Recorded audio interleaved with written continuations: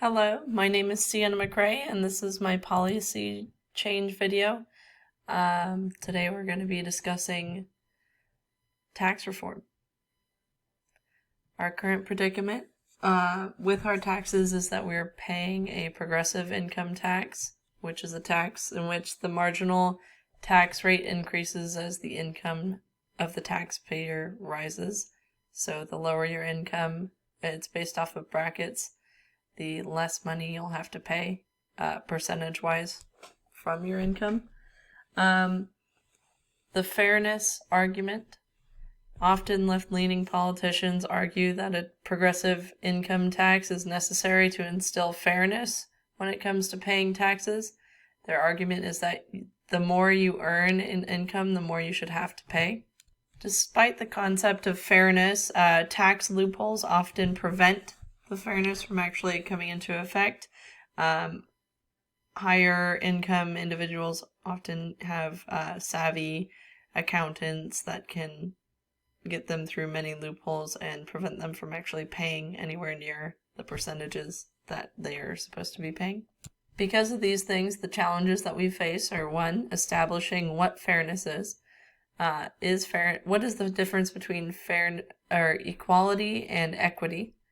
Which one of these principles, in turn, are legislators using when they're writing tax regulations?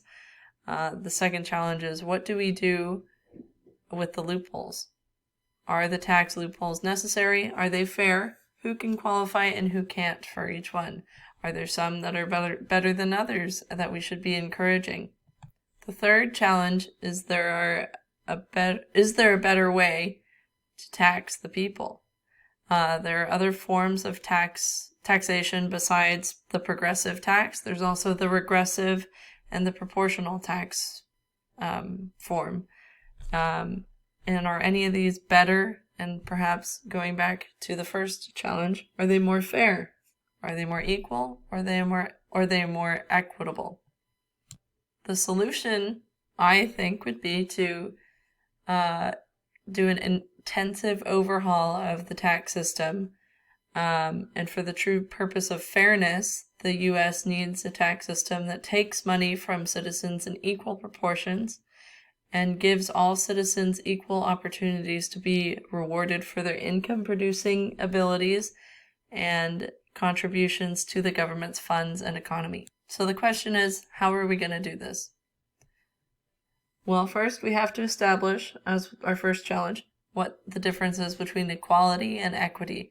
Equality, per Merriam-Webster dictionary, is the quality or state of being equal in all forms being taken into account. In the case of taxation, citizens wish to be treated equally. Equity, according to Merriam-Webster, is justice according to natural law or right, and is freedom from bias or favoritism.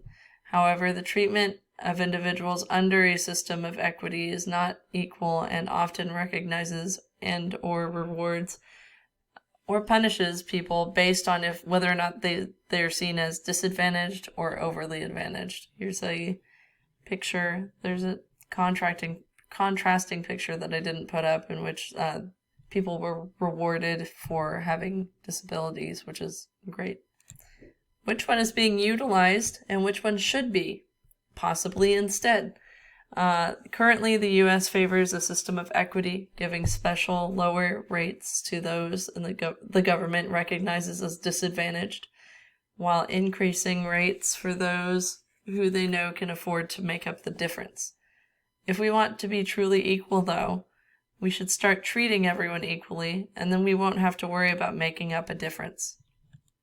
Our next challenge is identifying which tax loopholes can be described as selective and often abused by the higher income individuals, and possibly not even necessary that we can eradicate. I have 6 here written down: shell companies and trust funds, in which someone can create a company that only exists on paper that would give them tax benefits, or subscribing to a tax plan that would qualify one to pay as little as 1% of their income per year.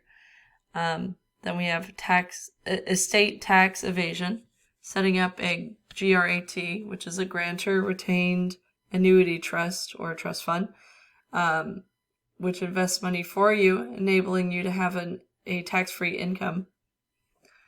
The third one is life insurance borrowing. Banks can lend up to 90% of a life insurance policy, and if it is borrowed, it's not considered actual income. Therefore, it can't be taxed. Often, celebrities and other companies, smaller companies, will incorporate themselves. They'll become a corporation and in turn receive tax benefits. Whether or not they truly deserve that is up for debate. Then we have the avoiding of capital gains tax using shares as collaterals that are often set at a fixed rate when it comes to paying them back after borrowing from an investment bank. And then finally, tax havens, which we hear about a lot, where companies or individuals will have a house outside of the country or in a different state in which the tax rates are significantly lower, so they don't have to pay the taxes specifically in California. Finally, we need to establish what the three kinds of income tax are and which one can be seen as the most equal.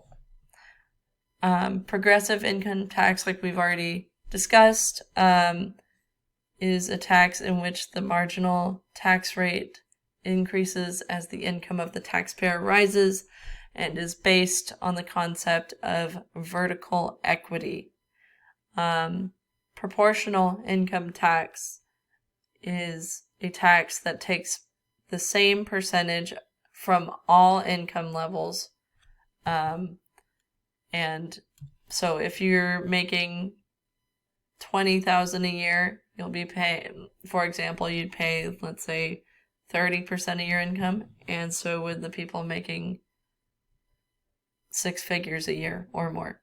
That doesn't mean it's the same amount per person, just the same percentage.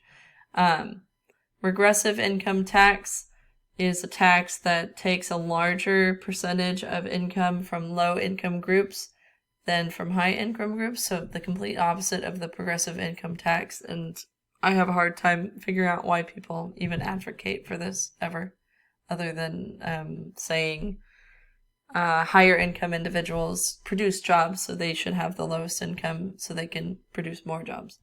So which of the three is the best? Based on the information on the previous slide and our reasoning on why we are achieving equality over equity, it seems as though proportional income tax is the way forward for the U.S. The impact of changing our tax policies from progressive tax to, with plenty of loopholes to proportional tax with fewer loopholes targeted primarily by the rich would most likely increase the U.S.'s tax revenue despite lower tax percentages.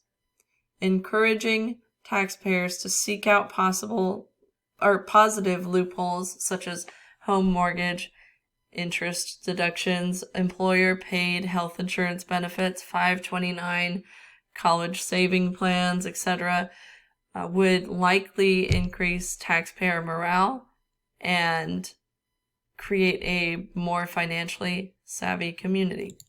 Here are my sources. Thank you.